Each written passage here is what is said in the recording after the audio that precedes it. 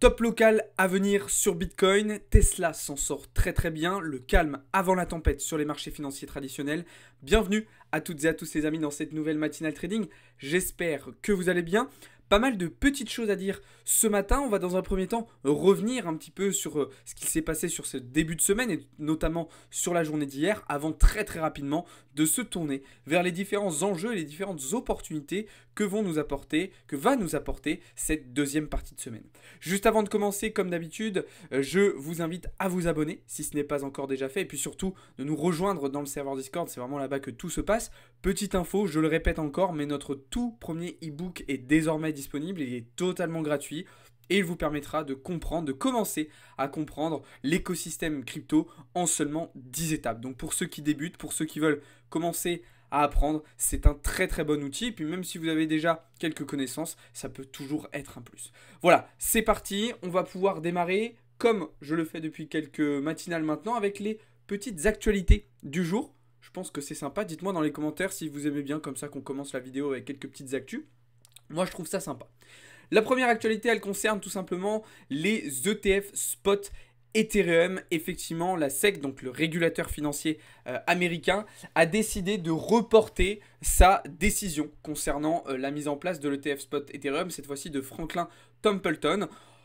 Pas surprenant du tout, hein, la SEC, tout comme elle l'avait fait avec les ETF Bitcoin, je pense, va essayer de repousser l'échéance le plus tard possible pour continuer de mettre des bâtons dans les roues de l'écosystème crypto, même si elle sait, et on sait tous très bien, que ces ETF finiront par être acceptés sans grande surprise. Donc les deadlines approchent quand même à grands pas, d'accord. La deadline finale pour un certain nombre d'ETF, elle sera dès le mois de mai, hein, vous voyez, 23, 24 et 30 mai prochain, et puis on en aura d'autres jusqu'à la fin de l'été, avec notamment le fonds, l'ETF spot, Ethereum de Fidelity, qui sera, lui, normalement au début du mois d'août. Ok, donc voilà, la SEC qui continue de ralentir l'adoption, mais c'est pas forcément surprenant, et j'ai envie de dire, c'est pas forcément une mauvaise chose en soi, c'est pas problématique, je trouve. Si ça peut laisser le temps au marché de digérer tout ça, c'est pas forcément mauvais. Bref, dites-moi ce que vous en pensez dans les commentaires. Deuxième petite actualité qui concerne cette fois-ci potentiellement certains d'entre vous qui m'écoutez aujourd'hui. Effectivement, selon une étude d'Arkham Intel, il y aurait actuellement des dizaines de millions de dollars qui sont en attente, d'accord, sur la blockchain, sur des bridges, en fait, des jetons qui n'ont pas été récupérés par leurs propriétaires et donc qui sont en attente comme ça sur la blockchain et que personne ne vient récupérer. Alors, je sais que ça peut arriver, c'est vrai que voilà, quand on travaille beaucoup sur la blockchain, quand on farm des airdrops à droite à gauche, quand on fait des transactions sur des protocoles DeFi un petit peu régulièrement, bah des fois on a tendance à oublier un peu ce qu'on a fait, à oublier des fois des petites sommes d'argent à droite à gauche, sauf que des fois ces petites sommes d'argent elles peuvent être assez considérable et assez importante. Donc si jamais c'est le cas pour vous, eh ben, je vous invite à aller faire un petit check-up de vos différents comptes sur vos différents protocoles, voir si vous n'avez pas laissé un petit peu d'argent à droite à gauche. Bon, ça fait quand même pas mal d'argent qui est en attente comme ça, qui dort un petit peu sur la blockchain, sur différents bridges. Voilà, je trouvais la news intéressante à vous partager, et puis en même temps, ça permet de faire un petit rappel assez cool.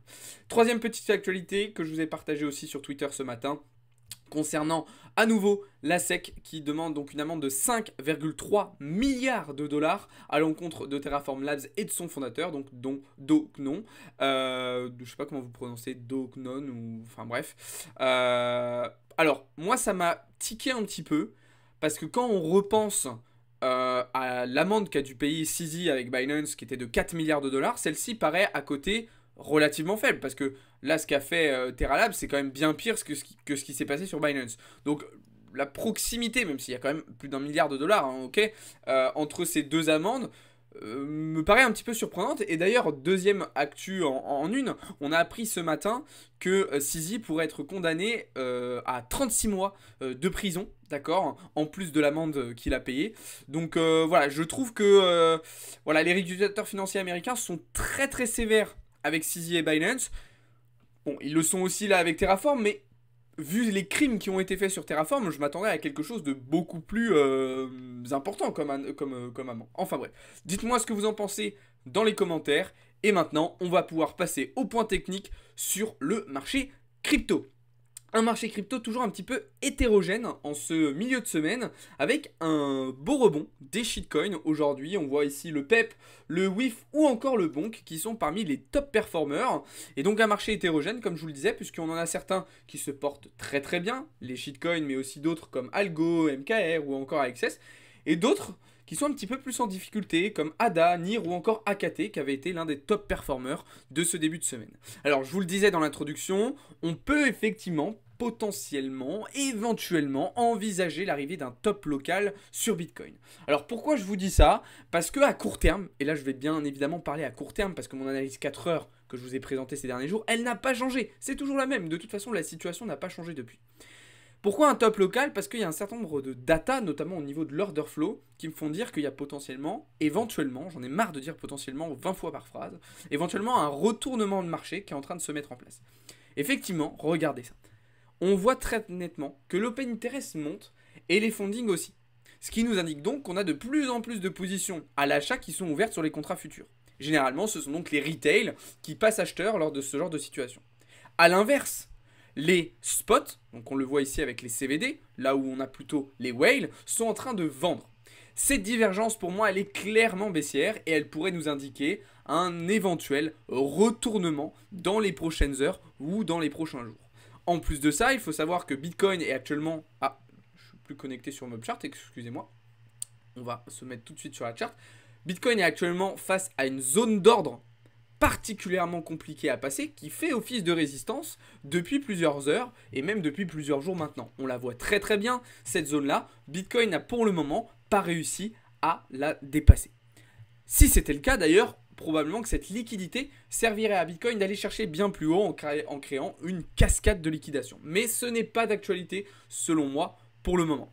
En plus de ça, Bitcoin arrive à l'approche d'une zone d'OTE avec une forte polarité, une zone de polarité assez importante qui pourrait justement bloquer, faire blocage et nous ramener vers le bas du range en direction de cette zone de liquidité avec le lot du début du mois de mars dernier sur lequel on a laissé pas mal de choses aux alentours des 59 000 $. Donc voilà un petit peu une analyse plus complète et plus détaillée à plus court terme que je pouvais vous faire ce matin concernant la situation sur Bitcoin. Pour autant, c'est beaucoup trop tôt selon moi pour envisager une prise de position pour le moment, d'accord? Il n'y a pas assez encore de confirmation pour tenter quoi que ce soit. Donc je continue d'être patient, je continue d'être prudent, je mets en place mon scénario, je mets en place ma stratégie et quand le moment sera venu, je passerai à l'action, je mettrai en application ce plan, mais ce n'est pas encore l'heure selon moi. Voilà, ça c'était ce que je pouvais vous dire sur Bitcoin. Du côté d'Ether, ça va un petit peu mieux, effectivement. On se rend compte que voilà, la dominance du Bitcoin retrace un petit peu plus que ce qu'on avait prévu.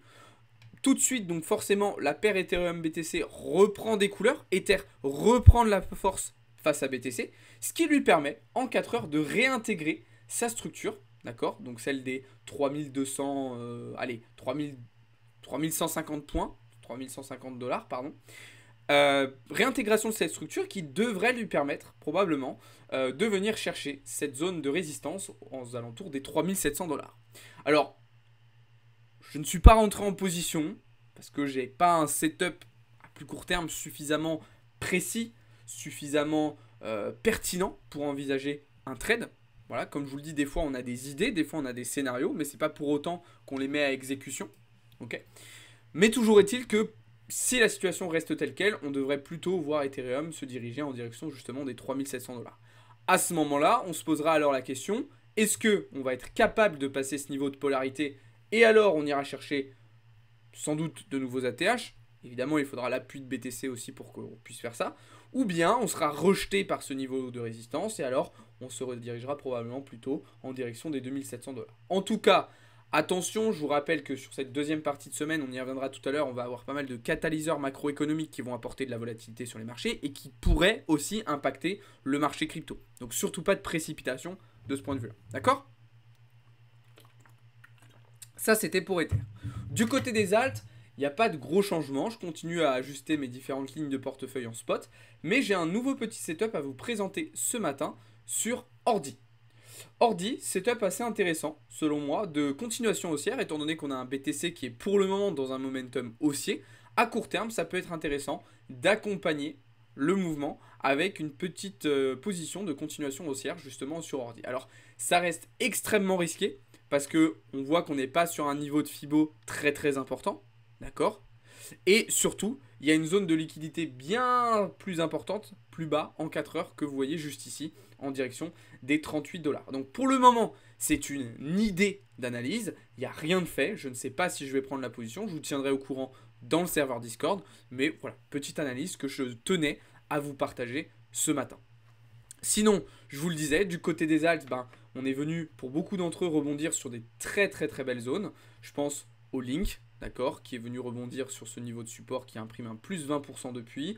On a eu aussi le FTM qui, après avoir été rejeté sur cette résistance, est venu rebondir sur le support précédent. Donc on a vraiment eu des très très belles opportunités de rechargement dernièrement sur les alts. On a le Solana là qui repasse les 155 dollars, qui est vraiment en pleine bourre. Donc ça fait plaisir à voir. Pareil, Avax qui s'approche des 40 dollars à nouveau. Donc voilà, on a des alts qui respirent. Maintenant, attention, si effectivement on est amené à voir un Bitcoin repartir vers le bas, ça peut être un petit peu plus compliqué pour les alts dans les heures et dans les jours à venir. Voilà les amis, ce que je pouvais vous dire du côté du marché crypto. Si vous avez des questions, des remarques, des commentaires, n'hésitez pas à me les faire. On va désormais pouvoir passer du côté des marchés financiers traditionnels. Et pour cela, on va commencer avec un petit point macro en revenant sur la journée d'hier, puisque je vous le rappelle, hier on avait la publication des chiffres PMI, services et manufacturiers dans la zone euro et aux États-Unis. Alors, dans la zone euro, bon, ça va mieux dans le secteur des services, mais ça va pas mieux dans le secteur manufacturier. On a une certaine divergence, une hétérogénéité au sein de l'économie européenne, avec certains secteurs, notamment dans le tertiaire, qui se portent de mieux en mieux et qui s'élancent dans une phase d'expansion économique, et à l'inverse, des secteurs primaires et secondaires qui s'enfoncent malheureusement dans des phases de contraction économique. Donc il y a un petit peu de mieux en Europe, mais c'est clairement insuffisant pour le moment. Du côté américain, c'est totalement l'inverse. Alors que depuis plusieurs semaines maintenant, on voit les différents secteurs de l'économie américaine s'élancer dans des phases d'expansion économique, revirement de situation hier avec les secteurs manufacturiers qui repassent en phase de contraction économique et grosse baisse aussi du côté des PMI de services. Sauf que là, c'est une bonne nouvelle. Et oui, ça s'est ressenti immédiatement d'ailleurs sur le cours du dollar qui est venu respirer assez profondément hier après-midi. Bah oui, parce que le problème des États-Unis, c'est pas un manque de croissance, c'est une trop forte inflation. Et si effectivement, dans ces secteurs-là, on observe une baisse de l'activité économique, eh bien ça pourrait participer à une détente de l'inflation, notamment dans le secteur des services, où on avait observé que l'inflation était particulièrement résiliente. Donc là, ce sont plutôt de bons chiffres pour l'économie américaine et surtout pour les marchés. On a vu, je vous le disais, le dollar retracé, mais les indices en ont bien profité. On y reviendra juste après. D'accord? Donc ça, c'est d'un point de vue macro sur ce qu'on a eu hier. Pour ce qu'on aura aujourd'hui et ce qu'on a déjà eu, on a une journée un petit peu plus calme aujourd'hui. On a une journée, ce que j'appelle de transition, avant une deuxième partie de semaine qui s'annonce bien plus agitée. Ce matin, on avait des chiffres intéressants, surtout venant d'Allemagne, avec les chiffres IFEO qui nous donnent des indications sur le climat des affaires, sur les perspectives des entreprises et en gros un petit peu sur la santé économique du pays en question. Bon, ces chiffres, ils sont plutôt bons et ils sont plutôt encourageants. D'ailleurs, on pouvait s'y attendre quand on voit la réaction du DAX, dont on reparlera juste après, depuis quelques jours maintenant. Cet après-midi, du côté américain, pas de grosses data, hormis les commandes de biens durables qui pourront être intéressantes à suivre. Et en fin d'après-midi, à 16h30, les stocks de pétrole brut aux États-Unis, comme tous les mercredis. Comme je vous l'ai déjà expliqué, c'est surtout à partir de demain qu'il faudra s'attendre à de la volatilité, puisqu'on aura les chiffres du PIB, donc de la croissance demain aux États-Unis. Alors là, je ne suis pas sur la bonne semaine. Voilà, cette semaine. Voilà, hop. Donc, les chiffres de la croissance demain aux États-Unis et puis vendredi, les chiffres PCE qui seront très, très, très importants. D'accord? Ça, c'est pour la partie macro, mais on y reviendra à partir de demain, comme d'habitude. D'un point de vue microéconomique, cette fois-ci, vous le savez, on est dans une semaine très importante avec beaucoup de résultats de grosses entreprises, de grosses pondérations des indices, et c'était notamment le cas hier soir avec Tesla. Alors, Tesla qui n'a pas publié de bons résultats. Qu'on se le dise très clairement, les ventes de Tesla sont en baisse, le chiffre d'affaires de Tesla est en baisse. Mais pourtant, l'action ne se porte pas forcément mal. Et j'ai envie de dire, elle a même très très bien réagi hier soir après les annonces. Et regardez aujourd'hui, en pré-ouverture, on a le cours de l'action qui est attendu aux alentours des 159 $, ce qui ferait une augmentation, comparé à la fermeture de hier soir, de 10%. Vous allez me dire, mais comment ça se fait qu'on a des baisses de vente, des baisses de chiffre d'affaires et que l'action rebondit de 10%? Eh bien, on a un Elon Musk qui a été particulièrement rassurant dans sa conférence call hier soir, qui a annoncé en plus que Tesla, à partir de 2025, allait commercialiser des véhicules électriques beaucoup plus abordables.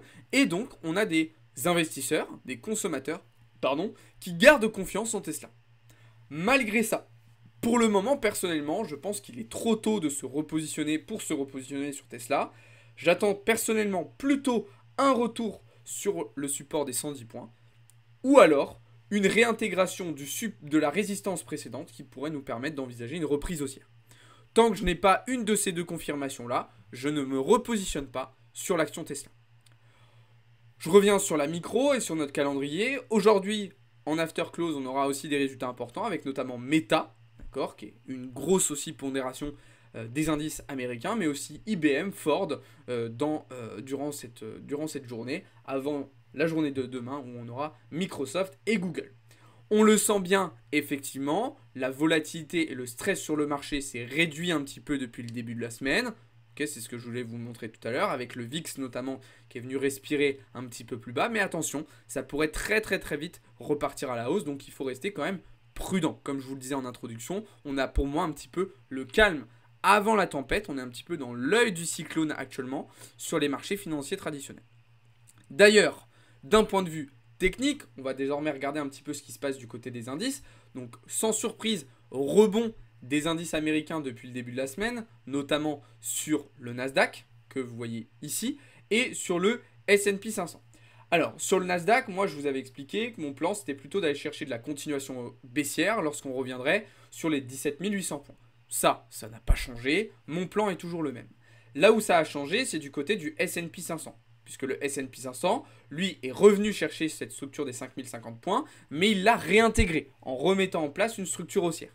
De ce fait, je vais plutôt repasser sur une casquette acheteuse pour le moment sur S&P. Alors attention, ça ne veut pas dire que j'ai pris une position, pas encore, je réfléchis, mais au vu de la charte, okay, au vu du comportement technique du S&P 500, il faut plutôt envisager effectivement une reprise haussière, même si, attention, on a quand même laissé une grosse zone de liquidité ici sur les 4900 points.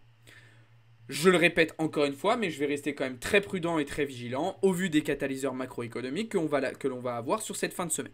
D'accord? Donc, même chose, je vous tiendrai au courant dans le serveur Discord de mes différentes prises de position. Est-ce que je rentre, est-ce que je rentre pas, dans quel sens je rentre et de quelle manière, comme d'habitude.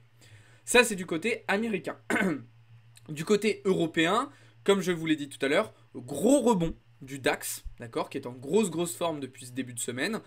Je vais attendre de voir la clôture de cette bougie 4 heures, mais je vais potentiellement clôturer 100% de ma position. On avait déjà pris un joli TP sur ce niveau-là. En fonction de la clôture de cette bougie, peut-être qu'on sortira totalement de notre position sur le DAX. En tout cas, pas de renforcement prévu, à l'inverse de ce qu'on avait pu faire sur le CAC 40, où on avait envisagé plutôt une stratégie de renforcement de position à la vente. D'ailleurs, le CAC qui se porte lui aussi plutôt bien depuis le début de la semaine, même si je considère quand même qu'il est un petit peu plus faible quand même que le DAX pour le moment. Ok, donc on va rester en observation, on va rester en surveillance de ce point de vue-là, mais on continue pour le moment de travailler dans ce sens-là. L'indice britannique, le FTSE, nous a fait un nouvel ATH, après être venu rebondir parfaitement sur la zone qu'on avait identifiée, donc cette zone de support importante des 4770 points. Malheureusement, c'était allé tellement vite qu'on n'avait pas eu le temps de se positionner, mais franchement, une réaction absolument extraordinaire du FTSE dans les heures qui ont suivi ce rebond, donc vraiment très intéressant. Et puis le Dow Jones, que je ne touche pas forcément. Pour le moment, il n'y a pas... voilà, j'ai pas forcément de biais, j'ai pas forcément de scénario qui m'intéresse particulièrement sur le Dow Jones pour le moment. Donc voilà, je vous tiendrai au courant si je fais quelque chose, mais on va plutôt le garder le dos pour du scalping intra-session, comme on le fait avec notamment la stratégie OPR. D'accord? Voilà ce que je pouvais vous dire sur la partie indice. Du côté du Forex, pas de changement. J'avais tenté hier une petite position vendeuse sur AUD JPY. Ça s'est soldé par un stop loss. Le prix, le cours de cette paire de devises est reparti tout de suite à la hausse. Donc voilà, petit stop loss, ça fait partie du jeu. J'avais mis un stop loss très très serré parce que je considérais que c'était une position quand même assez risquée. Mais du coup, voilà, je suis sorti assez vite de ma position. Sinon, pas de changement, hein, je continue de travailler l'euro GBP à l'achat. Ça n'a pas changé. D'ailleurs, on a pris des jolis profits début de semaine dessus. Et puis le GBP AUD qui est revenu sur une zone intéressante, mais sur laquelle je ne suis pas rentré pour le moment parce que je n'ai pas de confirmation de rebond, au contraire. Donc voilà, on avait pris un très beau trade, rappelez-vous, la semaine dernière sur cette impulsion-là. Mais là, pour le moment, je pense que c'est peut-être un petit peu trop précipité de vouloir se repositionner là-dessus. Voilà ce que je pouvais vous dire sur la partie Forex. On termine avec un petit point sur les commodities, avec le gold, qui est pour moi dans une configuration clairement baissière. Alors, on est venu chercher tous nos TP sur le gold. D'un point de vue purement technique, pour moi, c'est baissier. Pour moi, l'or est clairement baissier. On a une structure justement baissière qui s'est mise en place en 1 heure. On vient de casser un support assez important. Le problème, c'est à nouveau cette macroéconomie et cette incertitude qui plane autour du dollar américain et qui, pour moi, rend la tâche un petit peu compliquée et qui rend les choses un petit peu trop dangereuses, en fait, j'ai envie de vous dire. Voilà, ça peut se tenter de la continuation baissière sur le gold, mais ça reste quand même très très risqué, surtout qu'on est dans un momentum à moyen terme, dans un flux qui est totalement haussier, qui est totalement acheteur. Donc voilà, prudence, mais c'est vrai que techniquement, on a quand même le gold qui est plutôt baissier. Ok ? Si vous voulez potentiellement, ça peut être plus intéressant de privilégier du scalping sur le gold quand il y a des annonces comme ça. Maintenant, ça reste là aussi très très risqué parce que faut avoir le bon truc, quoi. Moi, personnellement, c'est pas ce que je fais. Maintenant, voilà, comme je vous ai dit, pour moi, c'est un petit peu compliqué de, si vous voulez, de mettre en place des scénarios sur plusieurs jours comme ça, quand on a des gros points d'incertitude, des gros catalyseurs qui peuvent retourner la situation du tout au tout, en fait, si vous voulez. Donc voilà, ce que je pouvais vous dire sur l'or. Et pour le pétrole, eh ben, pas de changement, on est toujours dans la préparation de cette analyse. Le pétrole qui est venu frôler notre prix d'entrée hier, mais sans le toucher. Donc on est toujours en attente pour le moment pour aller chercher de la continuation haussière sans surprise. Je vous ai déjà expliqué pourquoi. N'hésitez pas à aller voir les autres vidéos de la chaîne YouTube. N'hésitez pas aussi à nous rejoindre dans le serveur Discord pour un petit peu comprendre tout ça. Voilà les amis, j'espère que cette petite vidéo vous a plu. Si c'est le cas, n'hésitez pas à la liker, à me le dire dans les commentaires. Nous, on se retrouve cet après-midi à 15h15 dans le serveur Discord pour la session trading du jour. À 18h, vous aurez un live avec Théo qui reviendra sur les actualités de ce début de semaine. Et puis, on se retrouve tout au long de la journée dans le serveur Discord pour les différentes prises de position, etc. etc. Je rappelle que notre tout premier ebook est désormais disponible. Il est totalement gratuit, les amis. Vous avez le lien dans la bio pour le télécharger. Et puis, je vous attends dans le serveur Discord. Merci beaucoup de m'avoir écouté et de m'avoir regardé. Je vous souhaite à toutes et à tous une très très bonne journée les amis. Ciao tout le monde, c'était Alex pour Blockchain Capital.